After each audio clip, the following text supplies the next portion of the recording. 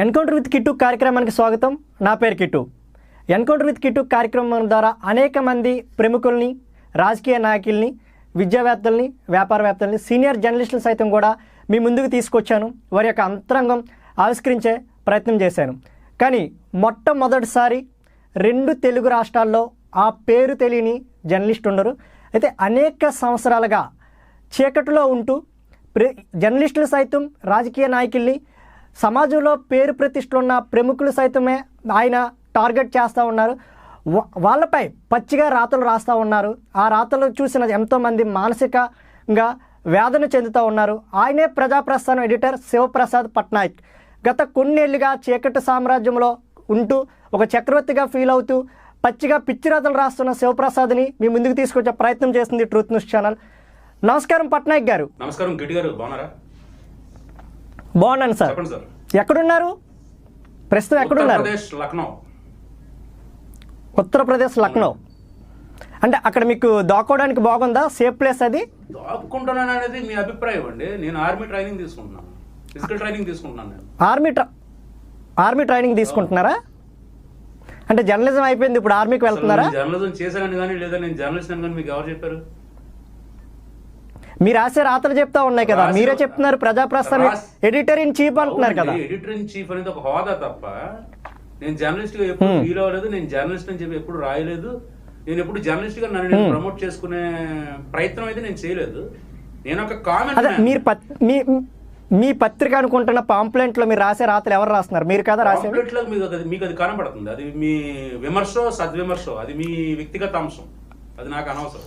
అంటే ఆ లిప్ కానీ, ఆ రాత కానీ, అది పాంప్లెంట్ కానీ అధ్వానంగా ఉంది కదా. మీరు ఒక పేజే కదా రాస్తారు. పత్రిక అంటే అసలు మీనింగ్ ఏంటి సార్? ఒక పేపర్ అంటే మీనింగ్ ఏంటి అన్నారు? 2 తెలుగు రాష్ట్రాలు భయపడ్డాయి, 2 తెలుగు రాష్ట్రాలు ఏదో అతలాకుతలం అని మీరు అనుకుంటున్నారు. ఇప్పుడు మీరు అనుకుంటున్నారు. నా అభిప్రాయాలు ఈ ఇంటర్వ్యూలో కాదండి. ఎప్పుడు కూడా మీరు నన్ను అడిగితే నా అభిప్రాయాలు నేను చెప్పను. మీరు నన్ను వేసే ప్రశ్న పైన నాకు ఆన్సర్ అనేది డిపెండ్ అయి ఉంటది. నేను మీకు ఆన్సర్ ఇవ్వాలి. ఎందుకంటే సరే మీ ప్రజాప్రస్థానం పత్రిక యొక్క ప్రస్థానం ఎప్పుడు మొదలైంది? ఎందుకు మొదలు పెట్టారు? అసలు జర్నలిజంలోకి మీరు ఎందుకు వచ్చారు? మంచి ప్రశ్నే సార్ అండి. సూటిగా సుత్తి లేకుండా సమాధానం చెప్పాలి పట్నాయక్ గారు. టైం చాలా వాల్యుబుల్. దగ్గర సుత్తి ఉండదని సంగతి తెలుగు రాష్ట్రాలకు తెలియపోయింది కాదు. ఒక క్రీడాకారుడు ఒక బంగారు పథకాన్ని సాధించుకుంటే కష్టపడి రేయింబగలు ఎండలో కొండలపైన ఎండల్లోన పరిగెత్తి ఒక బంగారు పథకం సాధించుకుంటే ఆ పథకాన్ని ఇవ్వడానికి గాను స్థానిక విలేకరులకు కానీ, స్థానిక రాజకీయ నాయకులకు కానీ ఏంటి ఇబ్బంది? ఇక్కడ నేను పోలీసులు నేను ఇన్వాల్వ్ చేయట్లేదు. ఎందుకంటే రాజకీయ నాయకులు ఎలా చెప్తే పోలీసులు అలా చేస్తారు, విలేకరులు జర్నలిస్టులు ఎలా చెప్తే రాజకీయ నాయకులు అలా చేస్తారు.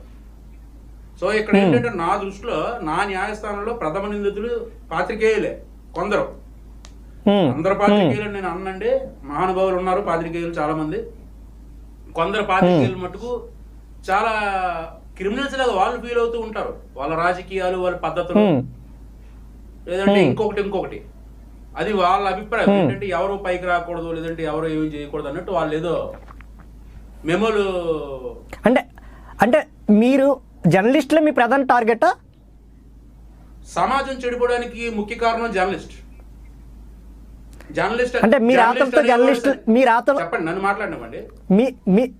జర్నలిస్ట్ అనేవాడు సరిగ్గా ఉండి జర్నలిస్ట్ పని సరిగ్గా చేస్తే సమాజం ఖచ్చితంగా బాగుపడుతుంది. ఒక రాజకీయ నాయకుడు సేవ చేస్తాడు, కానీ ఒక్కడే వచ్చి చేస్తాడు. 10 మందిలో ఒకడే మంచి చేస్తున్నాడు, 9 మంది చేయడం లేదు. కానీ జర్నలిస్టులు చెప్పండి, ఒక క్రీడాకారుడిగా మీ జీవితం మొదలు పెట్టానని చెప్తున్నారు. మీకు వచ్చిన బంగారు పథకం మీకు రానివ్వకుండా స్థానిక పాత్రికేయులు, రాజకీయ నాయకులు అడ్డుపడ్డారు అని చెప్తున్నారు. ఆ కోపంతోనే జర్నలిస్ట్గా మారానని చెప్తున్నారు. జర్నలిస్టులపై పిచ్చిగా రాస్తున్నానని చెప్తున్నారు. అంతేనా? పచ్చిగా ఏ రాజ్యాంగంలో ఉంది సార్? మీరు రాసే మీ పత్రిక భాష ఎంత అసభ్యంగా ఉంటుందండి. ఎవరైనా చదవగలరండి? మహిళలు ఉంటారు, చిన్నపిల్లలు ఉంటారు. పత్రిక కాదు, మిమ్మల్ని ఎవరు చదవమన్నారు? మరి పత్రిక కానన్నప్పుడు ప్రజాప్రస్థానం పత్రిక ఎందుకు పెట్టుకున్నారు? జర్నలిస్ట్ అని ఎందుకు చాలామంది అవుతున్నారు? నేను జర్నలిస్ట్ గా చాలామంది కాలేదు. నేను జర్నలిస్ట్ గా నేను బయటికి రాలేదు. నేను జర్నలిస్ట్ అని చెప్పి ఎక్కడ చెప్పుకోలేదు. నేను జర్నలిస్ట్ కాబట్టి నాకు ఒక అక్రిడేషన్ కార్డు లేదా ఒక గుర్తింపు నాకు ఇవ్వాలని చెప్పి నేను ప్రభుత్వం దగ్గరికి వెళ్ళలేదు. నేను జర్నలిస్ట్ అని చెప్పి ఏ అధికారి దగ్గరికి కానీ, ఏ రాజకీయవేత్త దగ్గరికి కానీ, ఏ రియల్టర్ దగ్గరికి కానీ నేను వెళ్ళలేదు. మరి మరి ప్రజాప్రస్థానం దినపత్రికని ఎందుకు మీరు దినపత్రిక కాదు, సోషల్ మీడియాలో వారపత్రిక. సర్క్యులేట్ చేసుకుంటారు? వారపత్రిక. నాకు వారపత్రిక అయినప్పుడు వారానికి ఒకసారి ఆర్ఎన్ఏ ఉందా మీకు? ఆర్ఎన్ఏ నెంబర్ కేటాయించిందా ప్రభుత్వం? నెంబర్ కేటాయించింది కదా. మరి కేటాయించినప్పుడు అది పత్రికే కదా అవుతుంది, కాదంటున్నారు? అది పత్రికే అవుతుందండి. పత్రికలో రాసే ప్రతి ఒక్కరు జర్నలిస్టులు అవ్వాలని ఉందా? పత్రికలో రాయాల్సిన ప్రతిదీ కూడా పత్రికా భాషలోనే రాయాలని ఉందా? అంటే ఒక్క మాట, పచ్చిగా రాయడం అంటే బూతులు రాయడం కాదు, జర్నలిజం అంటే జనాలు భయపెట్టడం కాదు. కానీ ఈ రెండిట్లో మీరు సిద్ధహస్తుడు, ఎందుకలా? ఎలా? మళ్ళీ ఈ క్వశ్చన్ మళ్ళీ చెప్పండి. పచ్చిగా రాయడం అంటే బూతులు రాయడం కాదు, జర్నలిజం అంటే జనాలు బెదిరించడం కాదు. కానీ ఈ రెండిట్లో కూడా మీరు చాలా సిద్ధహస్తుడు, ఎందుకలా? నేను జనాలను ఎక్కడ బెదిరించలేదే. మీ రాతలతో బెదిరిస్తున్నట్టే కదా, వాళ్ళు మానసికంగా ఆవేదన చెందుతున్నట్టే కదా. మీరు ఇన్ని క్వశ్చన్స్ చేస్తున్నారు. మీరు ఒక విషయం మీరు నాకు సూటిగా చెప్పాలి. నేను 670కు పైగా గాను ఆర్టికల్స్ నేను రాశాను. 670 ఒక అధికారికి అంచనా ప్రకారం 670 ఆర్టికల్స్ మీరు రాశారు కదా, అందులో ఉపయోగపడింది ఎవరికైనా? మీరు రాసిన ఆర్టికల్ సమాధానం ఏంటి అంటే, ఈ 670 ఆర్టికల్స్ లో నేను తప్పుడుగా రాసినటువంటి ఒక్క ఆర్టికల్ పేరు చెప్పాలా?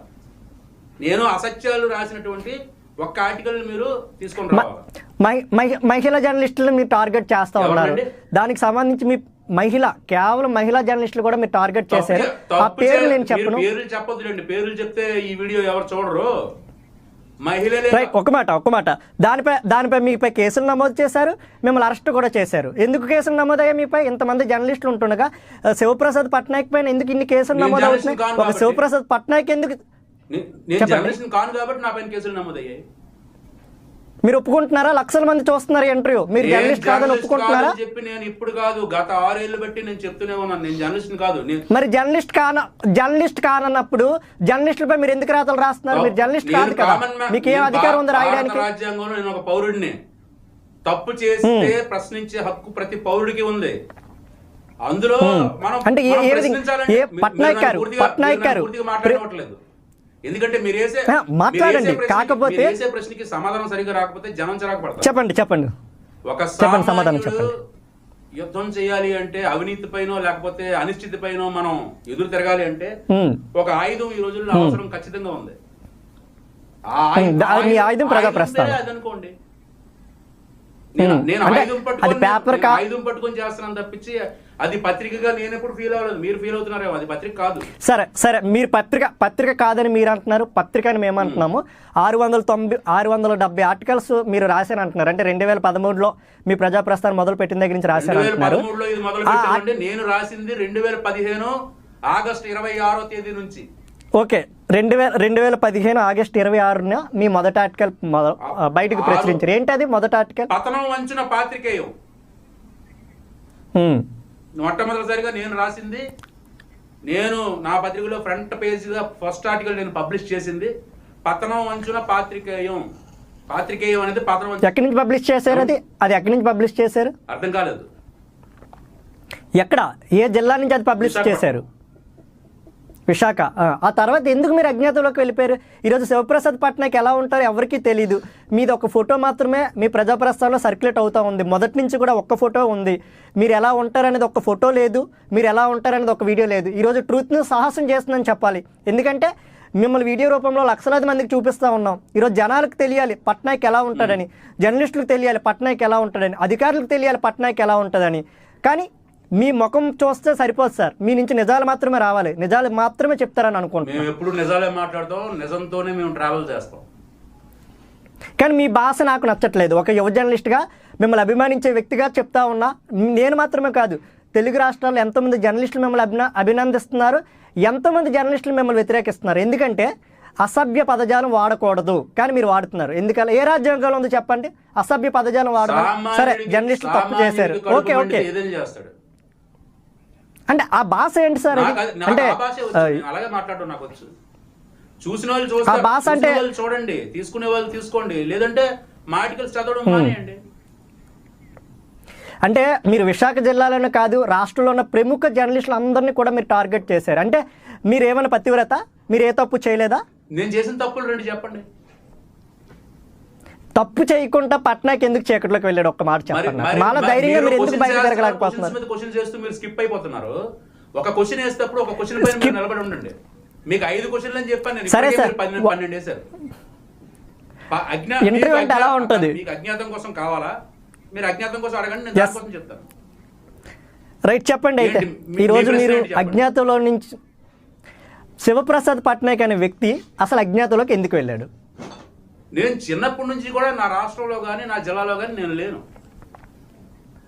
నేను బయట ఉండడమే నాకు వ్యాపార రీత్యా, అలాగే ఫైనాన్షియల్ మెయింటెనెన్స్ రీత్యా, డబ్బుల కోసం, వ్యాపారం కోసం నేను పక్క రాష్ట్రాలకు వెళ్ళిపోయాను. నేను అక్కడి నుంచే, కానీ నేను ఎందుకు వెళ్ళాను మీకు చెప్పాను, క్రీడలు అని. ఆ కోపం నాకు పోలేదు. దీన్ని ఏదో ఒకటి చేయాలి, నాలాంటి క్రీడాకారులు ఇంకా చాలా మంది బాధపడే అవకాశాలు ఉన్నాయి, అసలు ఏంటి ఇదని చెప్పి నేను పక్క రాష్ట్రాల నుంచి నేను చేయడం మొదలుపెట్టాను.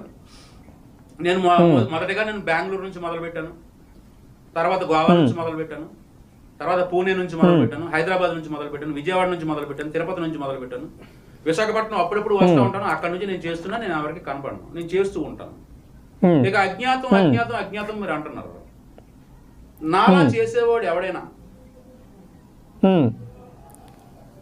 లైమ్ లైట్ లో వెలుతురులో ఉండడానికి అవకాశం ఉందా? ఉంటే ఎవరైనా ఉన్నారా? వాళ్ళ పేరు చెప్పండి నాకు.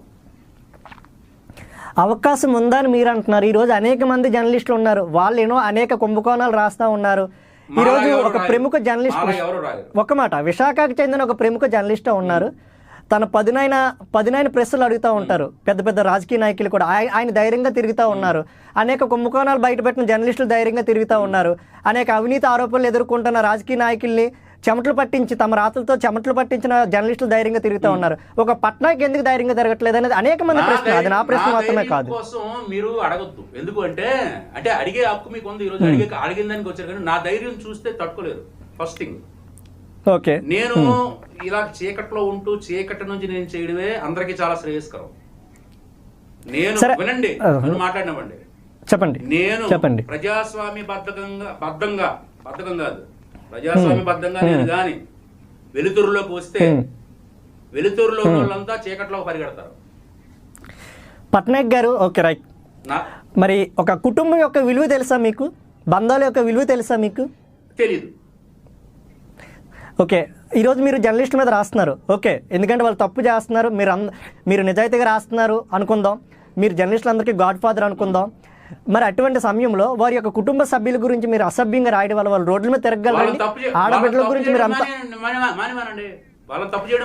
జర్నలిస్టులు తప్పు చేస్తే వాళ్ళ భార్య పిల్లలు ఏం చేస్తున్నారు? ఆ పిల్లలు ఏం చేస్తున్నారండి? మీరు రాసే తప్పుడు సంపాదన తింటున్నాడు కదా, దానికి వాళ్ళ బిడ్డ కూడా అనుభవించాల్సిందే. అంటే ఎంతమంది జర్నలిస్టులు ఉన్నారు? అందరూ తప్పుడు సంపాదన మీద బతికే వాళ్ళు ఉన్నారా? నేను తప్పు చేస్తే సరే, మీరు 670 ఆర్టికల్స్ రాశారు కదా జర్నలిస్టుల మీద. స్కిప్ చేస్తున్నారు. నేను ఏదో పాయింట్ లోకి వస్తే మీరు స్కిప్ చేస్తారు. చెప్పండి. ఒక జర్నలిస్ట్ కి భయం వేయాలి. నేను తప్పు చేసి సంపాదిస్తే ఆ ₹1 నా భార్య బిడ్డలు తింటే తర్వాత దీని వల్ల వచ్చే పరిణామాలు వాళ్ళు ఎదుర్కోవాల్సి ఉంటుంది. నేను తప్పు చేస్తున్నాను, తప్పు చేస్తున్నప్పుడు నా పైన ఏదో ఒక రోజు గంపెడి బురద పెడతాది. ఆ బురదని నేను నా ఇంట్లో కూడా నేను పొలవాల్సి వస్తుంది అనే భయం జర్నలిస్ట్కి కలగాలి. కొందరు జర్నలిస్టులు మాత్రమే, జర్నలిస్టులు ఖచ్చితంగా వాళ్ళ పనులు శుభ్రంగా చేయాలి, మంచిగా చేయాలి, లేదా ఫీల్డ్.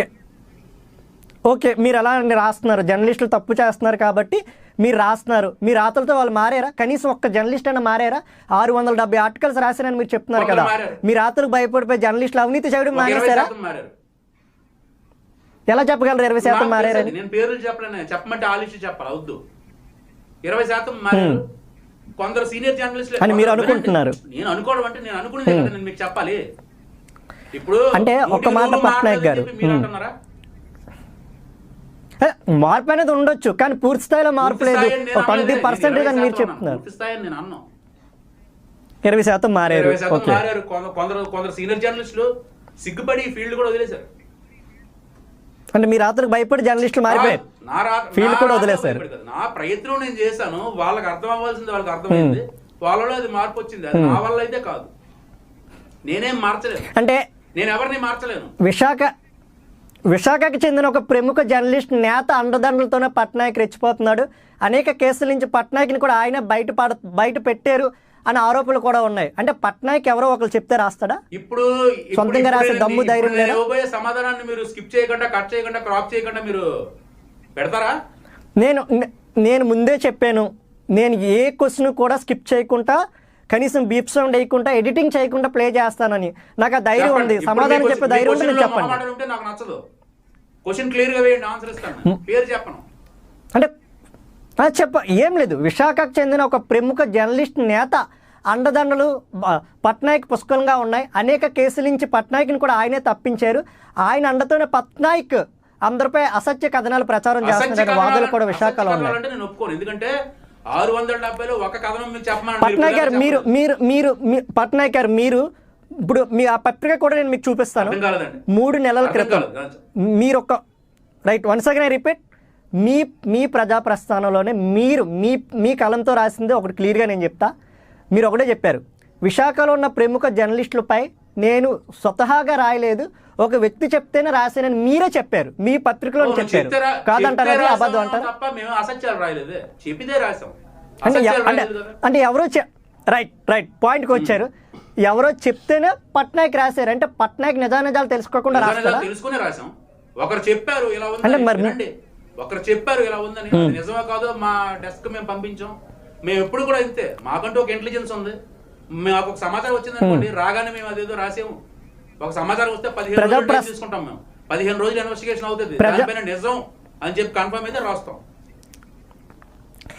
మీరు మీ ఫోన్ పే హిస్టరీ ఒక 1 year హిస్టరీ మాకు పంపించగలరా? అర్థం కాలేదు, మళ్ళీ చెప్పండి. మీ అకౌంట్కి సంబంధించి అంటే 2000, 3000 కూడా ప్రజాప్రస్థానం పట్నాయక్ తీసుకుంటాడు, వార్తలు ఆపేస్తాడు అనే విమర్శలు మీపై అనేకం ఉన్నాయి. మీ ఫోన్పే హిస్టరీ కానీ మీ బ్యాంక్ అకౌంట్ స్టేట్మెంట్ కానీ 1 year ట్రూత్ న్యూస్ మీరు పంపించగలరా ధైర్యంగా? అసలు పంపించాల్సినంత అవసరం లేదంటే అదంతా చూడాల్సిన శ్రమ మీకెందుకు? డైరెక్ట్ గా అడగండి, చెప్తాను సమాధానం. అంటే పట్నాయక్ ఎవరి దగ్గర ₹1 తీసుకోలేదా? ఎందుకు తీసుకోలేదు? తీసుకున్నాను. తీసుకున్నారా? దేనికోసం తీసుకున్నారు? అదే దేనికోసం తీసుకున్నారు? తీసుకున్నాం. నిజాలు రాయడానికి డబ్బులు ఎందుకు తీసుకోవడం? దగ్గర లేకపోతే అంటే ఇది అవినీతి కదా. మీరు జర్నలిస్టుల మీద అంటే రాయడానికి మీరు డబ్బులు తీసుకొని రాస్తున్నారు. డబ్బులు ₹9 కావాలి, ఎవరిస్తారు డబ్బులు మా దగ్గర లేనప్పుడు? అంటే ప్రజాప్రస్థానం రాయాలంటే ₹3000 ఖర్చు అవుతుంది. దేనికోసం ₹3000 ఖర్చు అవుతుంది? మీ పేపర్ ప్రింటింగ్ ఉందా? సెన్సార్ సార్ చెప్పమంటే చెప్తాను. సెన్సార్ ఓకే, నో నీడ్, అవసరం లేదు. అది అంటే డబ్బులు తీసుకొని మీరు కథనాలు రాస్తున్నారు, అది ఒప్పుకుంటున్నారు. నిజం ఉంటే వాళ్ళ దగ్గర నుంచి నేను డబ్బులు తీసుకుంటాను. ఖచ్చితంగా డబ్బులు ఇవ్వాల్సిందే. లేకపోతే ఇంతకు ముందు చేశాను సర్వీస్, దానివల్ల నేను సొంత ఆస్తులు పోయాయి. వాటి లెక్క చెప్పడం జనాలకు అక్కర్లేదు. నేను ఎన్ని ఆస్తులు పోగొట్టుకున్నాను, ఏం చేశానో, నేను ఏ స్థాయిలో ఉన్నాను, ఏ స్థాయిలోకి వచ్చానో, ఈ నిజాలు బయట పెట్టడం కోసం, ఇక్కడ నేను చేస్తున్న ఇన్వెస్టిగేషన్స్ కోసం నేను ఎంత ఖర్చు పెట్టానో ఆ లెక్క నేను చెప్పాల్సిన అవసరం జనకలేదు. కానీ ఒక సంవత్సరం బట్టి ఎప్పటికన్నా మరి వినండి, నన్ను కంప్లీట్ చేయకపోతే ఇక్కడ జస్టిఫికేషన్ అవ్వదు. ఇది ఎన్కౌంటర్ కార్యక్రమం. పట్నాయక్ గారు చెప్పండి. ఎవరండి? ఇది ఎన్కౌంటర్ కార్యక్రమం, ఎన్కౌంటర్ విత్ కిట్టు కార్యక్రమం. మీకు తెలియదు కాదు మేము అడిగే ప్రశ్నల గురించి. చెప్పండి, మీ సమాధానం కంటిన్యూ చేయండి. మీ క్వశ్చన్స్ మేము ఆన్సర్ ఇవ్వడం పూర్తి అవ్వకముందే ఇంకో క్వశ్చన్ వేస్తున్నారు. మీరు కొంచెం తొందరపడుతున్నారు, కంగారు పడుతున్నారు. కంగారు పడాల్సిన అవసరం లేదు. మీ మనసు సమాధానాలు మీ గుండెలో మీరు తప్పించుకునే ప్రయత్నం చేస్తున్నారు తప్ప మీ గుండె లోతుల్లోంచి సమాధానం రావడం లేదు. నేనేం చెప్తున్నాను, నేను మీకు ఇస్తున్న సమాధానాన్ని మీరు స్కిప్ చేస్తున్నారు. గుండె లోతుల్లో నుంచి. సరే చెప్పండి, సమాధానం చెప్పండి. గుండె లోతుల్లో నుంచి అంటే నరాల నుంచి వస్తున్న సమాధానం మీరు చెప్పనివ్వట్లేదే. ఏం సమాధానం కావాలి అడగండి. మీరు ఏం సమాధానం కావాలి చెప్పండి. డబ్బులు తీసుకుని పట్నాయక్ వార్తలు రాస్తున్నారు. కారణం చెప్పాం కదా, ఏం మేము తీసుకోలేదని చెప్పి అనొచ్చు. అలా ఎందుకంటాం? అది నిజం కాదు కదా. అంటే మీ రాసే రాత్రిని కూడా పెయిడ్ ఆర్టికల్స్ కింద లెక్కేసుకోవచ్చు. పెయిడ్ ఆర్టికల్స్ అంటే ఒక నిజం మీరు చెప్తారండి. నిజం మీరు చెప్పిన తర్వాత ఆ నిజానికి మేము పబ్లిష్ చేయడం మాకు ఎంత ఖర్చు అవుతుంది? మేము పేపర్ చార్జెస్ తీసుకుంటాం. తీసుకోకుండా మేమేమి పబ్లిక్ కోసం మేమేమి వాలంటీర్ గా పూర్తి స్థాయిలో చేస్తున్నామని మేము ఎప్పుడు కితాబ్ ఇవ్వలేదు. మేము చేసినంత వరకు చేస్తాం. ఆ తర్వాత మాకు చేసే లేదు, అందుకే తీసుకుంటున్నాం. ప్రజా ప్రస్థానం పత్రిక యొక్క ఆదాయ మార్గాలు ఏమిటి అసలు? అర్థం కాలేదు, ఏమంటున్నారు? మీ పత్రిక యొక్క ఆదాయ మార్గం, మీ పత్రిక నడపాలంటే మీకు ఏ విధంగా ఆదాయం వస్తుంది? ఆదాయాలు లేవు. లేవు. పత్రిక ఏమి ₹10 ఆధారం రైట్ రైట్ పట్నాయక్ గారు, ఒక బ్రేక్ తీసుకుందాం. బ్రేక్ తర్వాత ఇంటర్వ్యూ కంటిన్యూ చేద్దాం. ఎక్కడికి పారిపోకుండా ఉండండి. మీకు దమ్ముంటే ముందు మీ కుర్చీ మీద నుంచి మీరు కదలకుండా ఉండండి. ప్రార్థించే పెదవుల కన్నా సాయం చేసే చేతులు మిన్న. ఎముకలు కొరికే చలిలో నడి రోడ్డుపై బిక్కుబిక్కుమంటున్న అభాగ్యులకు అండగా ఉంటూ ట్రూత్ న్యూస్ ఛానల్ మొదలుపెట్టిన 10,000 దుప్పట్ల పంపిణీ మహాయజ్ఞంలో పాల్గొనండి. కేవలం ఒక దుప్పటి కోసం ₹200 ఫోన్పే లేదా గూగుల్ పే చేయండి. గూగుల్ పే లేదా ఫోన్పే నంబర్ 9182259961. మరిన్ని వివరాలకు సంప్రదించండి. Kit 9182259961. Welcome back. Patnaik garu, thank you sir పారిపోకుండా కూర్చున్నందుకు. మీరు కూడా కుర్చీ మీద నుంచి కదలకుండా కూర్చున్నందుకు అదే నేను నేను స్టూడియోలో ఉన్న విశాఖ సీతమ్మధార ట్రూత్ న్యూస్ స్టూడియోలో ఉన్న. నాకంటే ఒక కేర్ ఆఫ్ అడ్రస్ ఉంది, మీకే ఏ అడ్రస్ కూడా లేదు. ఎందుకంటే సంచారం చేస్తూ ఉంటారు మీరు అనేది అనేక విమర్శలు ఉన్నాయి మీ పైన. అనేక విమర్శలు ఏం కాదు, జాతక బలం. నన్నేం చేయమంటారు? కానీ ఎందుకు దేవుడు సరే భయపడుతున్నారని మేము అంటున్నాం. లేదు నేను నా వ్యాపారం చేసుకుంటున్నానని మీరు అంటున్నారు. జర్నలిస్టుల ముందుకు భయపడ్డం అంటే మీరు అన్నమాట నిజం ఉంది, కొంచెం భయం ఉంది. దేనికోసం భయం? ప్రజాస్వామ్యంలోకి మనం వచ్చి ఇలాంటి పనులు చేస్తే చంపేస్తారా మిమ్మల్ని కొట్టి? వినండి, చెప్పండి. మీరు అడగడం కాదు, మీరు ఒక క్వశ్చన్ వేస్తారు, క్వశ్చన్ మీద నిలబడండి. చెప్పండి. ప్రజాస్వామ్యబద్ధంగా కొన్ని పనులు చేస్తే ప్రభుత్వాలు ప్రజలు ఒప్పుకోరు. ఎందుకంటే ప్రజా సంఘాలకి లేదు సొసైటీలో ఉండే కొందరికి కల్పితాలు కావాలి, డెకరేషన్స్ కావాలి. మనం ఏంటంటే అందరినీ పొగిడే రకంగా కావాలి, వాళ్ళకి అనుగుణంగా కావాలి, వాళ్ళకి ఇష్టం వచ్చినట్టు కావాలి. సమాజంలో మనం కూర్చొని ఉంటే, సమాజంలోకి మనం డైరెక్ట్ గా నేరుగా వస్తే ఈ పనులు చేయడం కుదరదు. అదే సమాజానికి దూరంగా ఉంటే ఈ కుదురుతాయి. ఆ ఆలోచనతో నేను దూరంగా ఉన్నాను అంతే. భయం అని మీరు ఎందుకు అంటారు? అది ఆ భయం కాదు, జనం యాక్సెప్ట్ చేయరు. జనం నిజంగా యాక్సెప్ట్ చేస్తారన్నట్టయితే పిలవమానండి, వస్తాను. నేను పిలుస్తున్నా, విశాఖ జర్నలిస్టుల ప్రతినిధిగా నేను పిలుస్తున్నా. మీరు రెండు విశాఖపట్నం జర్నలిస్టుల ప్రతినిధిగా మీరు పిలుస్తున్నారు, దీనికి ఇది శుభపరిణామం. కానీ జర్నలిస్ట్ నాయకులు పిలవమనండి. అంటే జర్నలిస్టుల నాయకులు పిలిస్తే ఏం చేస్తారు? మీరు వస్తారా? విశాఖపట్నం వస్తారా? ధైర్యం ఖచ్చితంగా 72 గంటలు విశాఖపట్నంలో ఉంటాను. జర్నలిస్ట్ నాయకులు పిలిపిమ్మనండి. ఇప్పుడు జర్నలిస్టులు మిమ్మల్ని అభిమానించే పరిస్థితి తెచ్చుకోవాలి తప్ప మిమ్మల్ని చేదరించే పరిస్థితి ఎందుకు తెచ్చుకుంటున్నారు? చేదరించే పరిస్థితి వాళ్ళు తప్పులు చేస్తున్నారు, నేను దానికి నేను చేయాల్సింది నేను చేస్తున్నాను. సి పట్నాయక్ గారు, ఒక మాట చెప్తా ఉన్నా.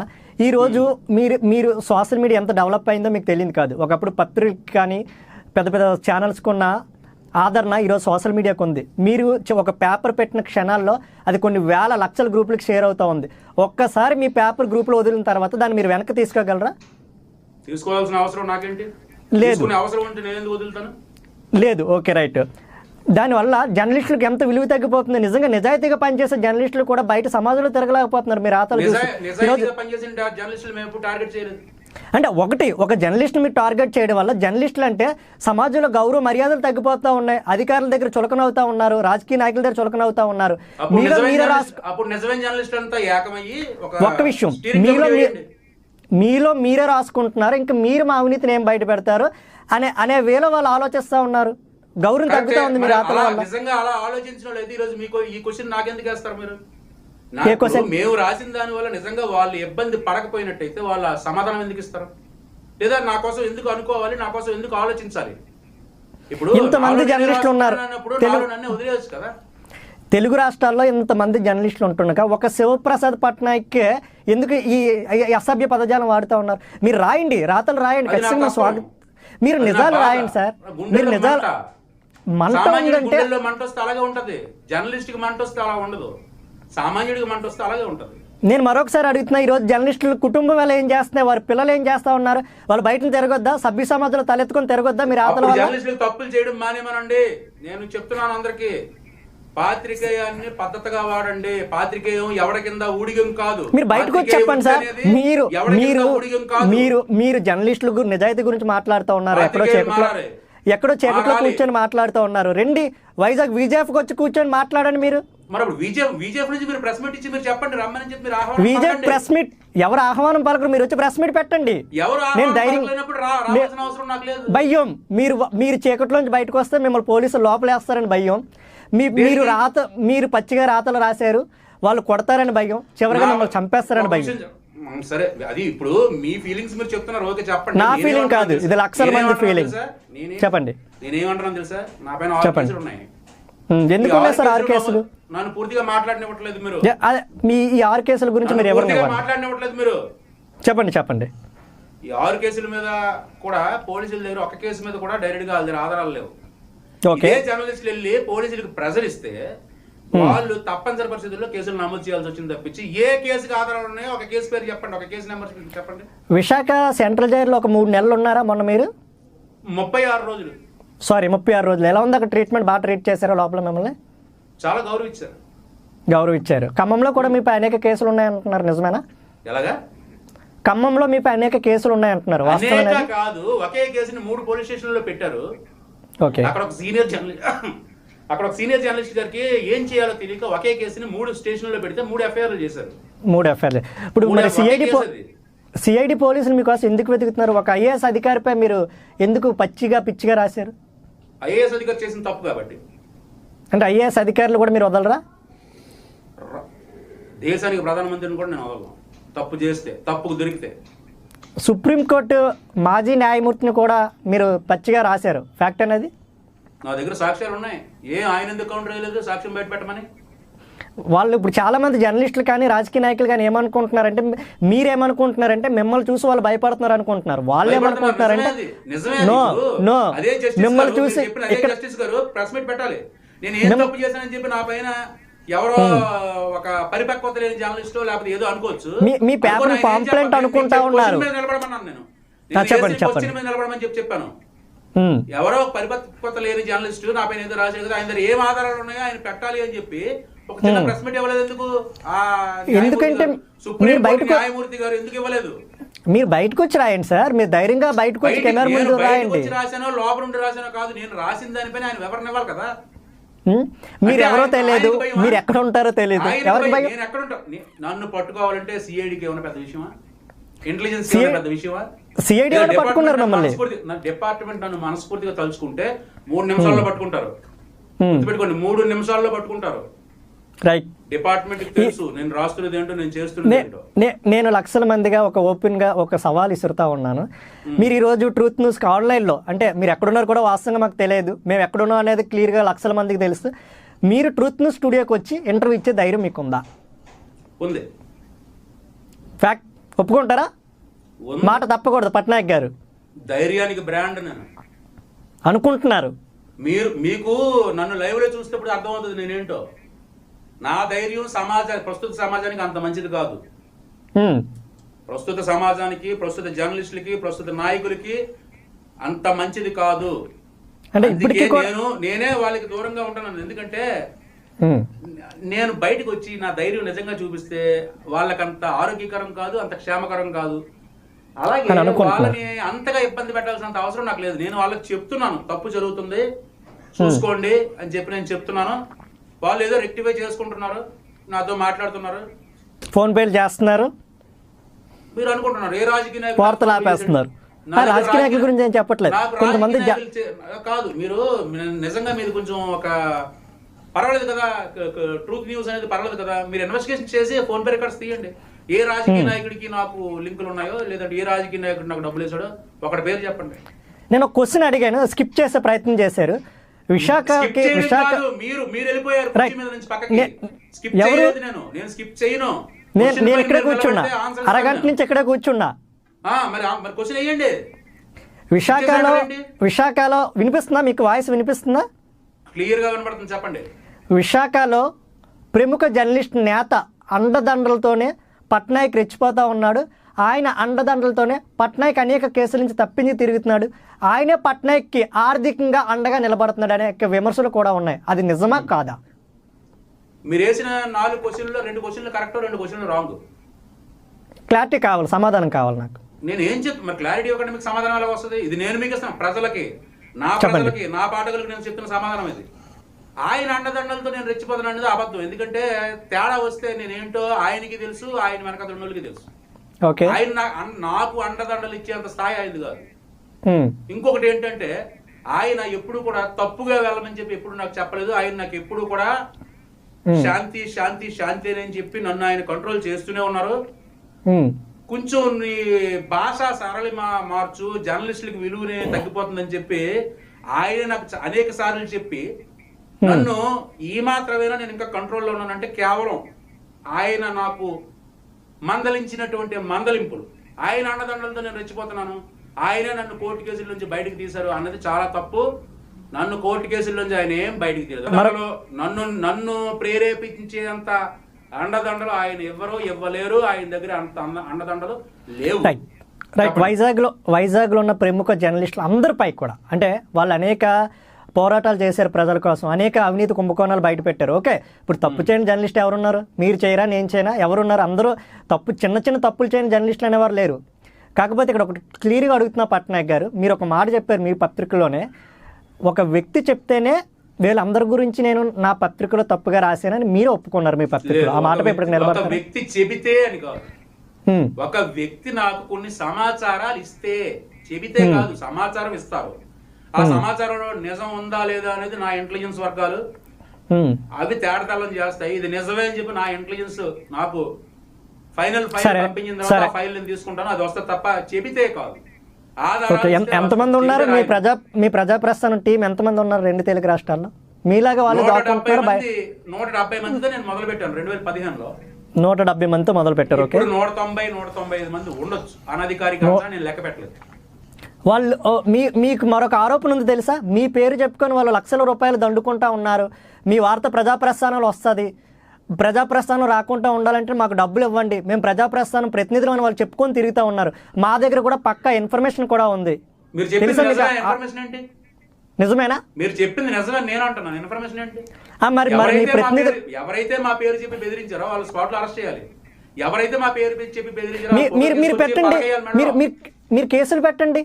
ఇప్పుడు మీ ప్రతినిధులే నాకేమి నా కాల్ వల్ల ఇబ్బంది లేదు. మీకు ఎందుకు ఇబ్బంది లేదు? మీ రెప్యుటేషన్ పోతుంది కదా, మీరు చెప్తున్నారు కదా జర్నలిస్టులు తప్ప. అసలు నాకు రెప్యుటేషన్ ఉందని నేను అనుకోవట్లేదు కదా. ఒక్క విషయం పట్నాయక్ గారు, మీరు ఏం చెప్తా ఉన్నారు మొదటి నుంచి కూడా, జర్నలిస్టులు తప్పు చేస్తున్నారు అందుకే నేను అసభ్యంగా రాస్తున్నాను, ఆ రాతలతో అన్న వాళ్ళ మార్పులు రావాలని మీరు చెప్తా ఉన్నారు. మరి మీ ప్రజాప్రస్థానం రిపోర్టర్లే తప్పు చేస్తా ఉన్నారు, వాళ్ళే లక్షల రూపాయలు దండుకుంటా ఉన్నారు. మీరు అంటున్నారు కదా, అసలు నా ప్రజాప్రస్థానానికి రిపోర్టర్లు లేదు. మరి ఇప్పుడు మీరే చెప్పారు 170 మందితో మొదలు పెట్టాను, 190 ఇంటెలిజెన్స్. అది మీకు సంబంధం లేదా? ఆక్టోపస్ ఇంటెలిజెన్స్ కి పట్నాయక్ సంబంధం లేదా?